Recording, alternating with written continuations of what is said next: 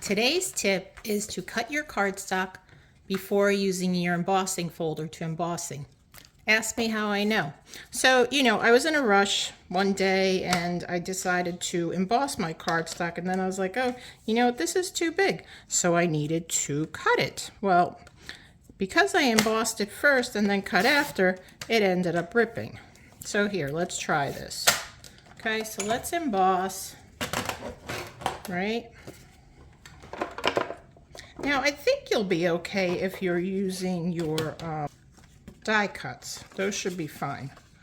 But if you're using an embossing folder, I need another top plate here. Where is my top plate?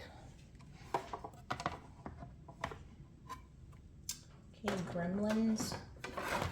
There we go. Okay, so I'm using my number 1, number 3, and number 3 because this is just a regular embossing folder.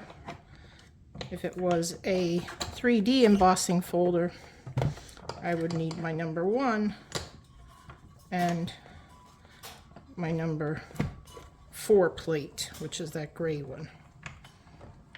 So we're cranking it through. Okay, so I'm going to show you something. So there you go.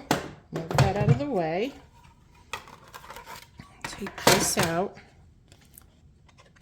So I embossed it, right? Now watch what happens. If you put it in your trimmer and cut it, you run the risk of tearing it. And especially something detailed like this, it could tear or leave little edges. Of course that didn't happen that time, right? But I'm pretty sure that you know what I mean. And especially if you're doing something on an angle, sometimes it doesn't even cut all the way through. So definitely cut your paper before embossing it and emboss it second. Hope that helps.